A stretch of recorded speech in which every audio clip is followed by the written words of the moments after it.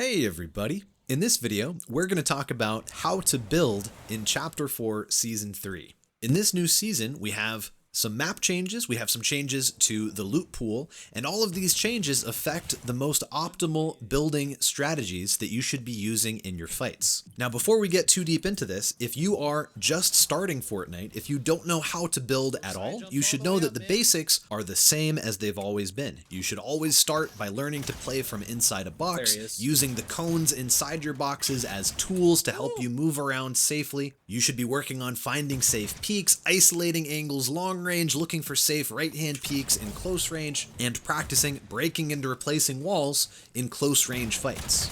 If you are new to the game, I would recommend revisiting some of my beginner building videos. I do plan on updating that series and publishing a new video in the next couple of weeks, so if you're a beginner, make sure that you subscribe to the channel to make sure that you get notified when that video goes live. This video, though, is more meant to explain how building overall has changed. And in general, what I think has happened this season is that building is a lot stronger than it used to be. And I think building is so strong right now for two reasons. And the first is the loot pool. There's a lot of weapons that absolutely shred through builds. With the flapjack rifle, the combat SMGs, we have the kinetic boomerang and the Cybertron cannon breaking lots of builds. And this all means that you have to be very quick and efficient in the way that you protect yourself while fighting. So to understand how building has changed in this season, we need to first take a look at the map. So right now you can see I'm playing on performance mode, so there's no grass, everything looks very simple, but there's still so much extra stuff. All of these little plants, all these shrubs, these extra bushes, there's so many places to hide. And what this means is you're going to get snuck up on a lot. Players are going to sneak around the map and shoot you from far away. I think with all of this stuff, and especially if you play on console or you play on PC without performance mode enabled, it's going to be so much harder for you to spot players. There could be a player in any one of these little shrubs out here and I would have no idea. So what this means is when you're in a fight, you always need to keep yourself protected. So the first thing that you need to do, no matter if you're trying to shoot long range or get into a close range fight, is make sure that you're not going to get shot in the back. So for example, if I see a player, if I manage to spot a player through all of these shrubs on that opposite cliffside, I need to make sure that I isolate that angle when I'm shooting so that somebody in that bush or in that tall grass behind that rock, in this bush, that bush, that bush, or that bush, can't shoot me. I need to put myself inside a box. And to do that, the steps that you need to take, generally you can put yourself on top of a floor, look straight down, spin around as you place walls, floors, and cones, and then from here, any kind of wall edit that allows you to isolate that angle is a good choice. And the further back away you stay from that angle, the more you minimize the potential for players on your left and right to hit you. Some common ways to isolate angles from inside a box look, for example, like this. This gives me a nice angle here with this cone edit and this wall edit. I can do the reverse as well. It doesn't really matter what you choose here.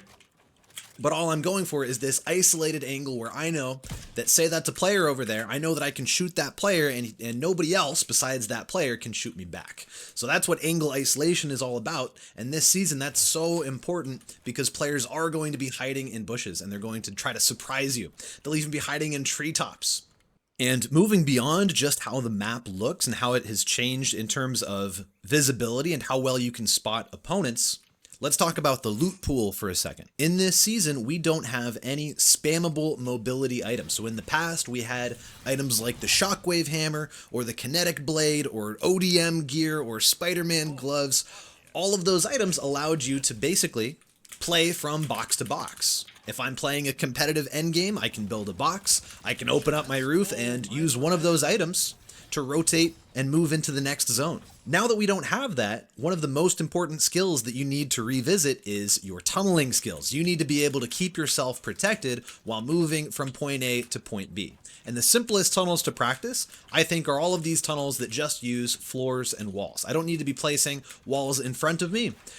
The only difficult part about tunneling like this is you need to compensate for the movements of your right hand by using your left hand. When I turn to the left to place this wall, I need to move to the right to keep myself moving in a straight line on these floors. If I tunnel just by moving forward this whole time, this movement becomes very slow and inconsistent because every time I turn, I'm a little bit closer to that first wall. Whereas if I try to move in the opposite direction that I turn, I make sure that I'm standing in the middle of each one of these floors. So I'm faster and these tunnels become more consistent. There are so many different ways to tunnel beyond just those basics that we just talked about. For example, we have our diagonal ramp tunnels, our straight protected ramp tunnels, our open straight ramp tunnels, simply tunneling by running and placing ramps on top of yourself, if you can call that a tunnel. There's a lot of different types of tunnels that you need to practice. So if you want to dive into this to become a more competitive and more competent player who's not getting shot in the back constantly this season, I'll make sure to link my video tutorial about tunneling in the video description here. The loot pool in Chapter 4 Season 3 has also changed the way that we have to build up and down. If I'm getting into a fight, there's no mobility items to allow me to easily get up to high ground, and there's nothing that saves me from fall damage. So I need to learn two things. I need to learn some kind of high ground retake that I can use in every fight to get up, and I also need waterfalls to help me get down.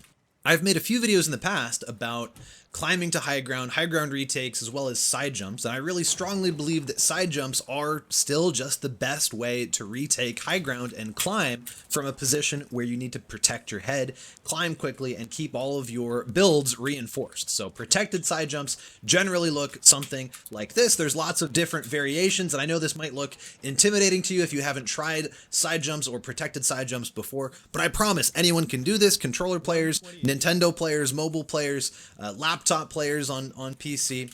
Anyone is capable of learning side jumps. It just takes some practice. So I'll make sure that that video about side jumps is linked in the video description as well. But the whole idea is you're getting a boost out of each floor and ramp that you place. So you're climbing just as fast as somebody who is cranking 90s above you, except down from low ground, you're able to protect your head by using these protected side jumps.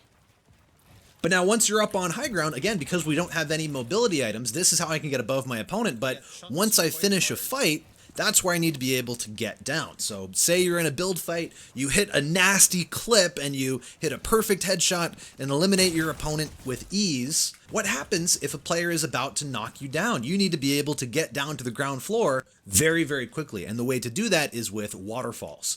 Waterfalls are exactly what they sound like. You're building walls and ramps down and catching yourself on each ramp. What that looks like is this. And now when I do waterfalls, I hold turbo build to place two walls, and then I release turbo build and I just tap to place one ramp at the bottom. And that helps you avoid placing an extra wall. And let's see here. Yeah, I did those pretty well. 2 walls and a ramp, 2 walls and a ramp. That helps you be efficient, and it makes sure that that ramp places at the bottom of the second wall to keep you moving very, very quickly. At the core of everything though, this season really relies on box fighting. It's the same as every other season. We have a very strong shotgun in the game, and having a shotgun like this that does so much body shot damage, you need to be able to play close range angles. And broadly speaking, we call that box fighting. Box fighting doesn't exactly mean that you're playing from just one box to another box. When I think of box fighting, I generally think of all of the close range building and editing techniques that you use to win a fight when a player is 1 or 2 tile spaces away from you. Learning how to box fight definitely takes some time. It takes some practice with angles, takes some practice with edits, and lining up shots so that you don't overpeak. There's a lot of different things to practice when you're learning to box fight. I'll include some of my favorite maps in the video description. My favorite box fighting map lately has been the Peace Control 1v1 map. It forces you into these very awkward, cramped hallways where you sort of have to solve a puzzle. I have to figure out, okay, how do I pressure from this angle where I'm 2 tile spaces away and I can't reposition at all? So after seeing all of this, you might have realized that I have talked about pretty much every building strategy that's important to learn in Fortnite. We didn't really talk about Peace Control, but that's really important in general. It's not more or less valuable this season, but everything else, side jumps, waterfalls, high ground retakes in general, box fighting, tunneling, all of that is so important this season. For example, if there's a moving zone that sends me straight toward this cliff, I need to be able to climb up this cliff while protecting my head. And how am I going to do that if I don't have mobility items? I need to be able to crank out some kind of safe, protected climbing strategy to get up the side of this cliff without getting shot, which is why I need to practice stuff like this: side jumps, tunneling, my box fighting skills as well. And once I'm up here, if I need to get down, that's where I need to be able to waterfall. Map knowledge is also really important this season, knowing where the rivers are, knowing where each of the vines are that send you through the jungle really quickly, knowing where each of these ascender zipline things are, as well as all of those mushrooms that boost you up to high ground. There's one right here. Let's see how it works. Yeah, look at that. Pretty cool, right? The problem with these new mobility items, though, is that it's very easy to get shot. You guys have probably already noticed how slow your glider is this season. That makes it really easy for players like me to shoot you out of the air. Same thing if you're riding wildlife, if you're riding a boar, a raptor, or a wolf, it's very easy to get shot. Everyone knows where you are. Even the vines, they seem really quick, but they're very predictable. I know exactly where you're going, which makes it very simple for me to track that path of the vine and hit shots. And that's just part of why this season it's so important to learn to use your builds to keep yourself protected. But anyway, I hope this video has given you guys some ideas about how you can refresh your building skills to make sure that you stay cracked out of your mind in Chapter 4, Season 3. If you have any specific questions about anything, that is why I stream, so please use the link in the video description to follow my Twitch channel. The next time you see me go live on Twitch, feel free to hop in, ask me a question, and I'll go into creative and do a whole demonstration for you guys. Thank you all for watching, thank you guys for using code Billy-Bicep in the item shop, and I'll see you all next time.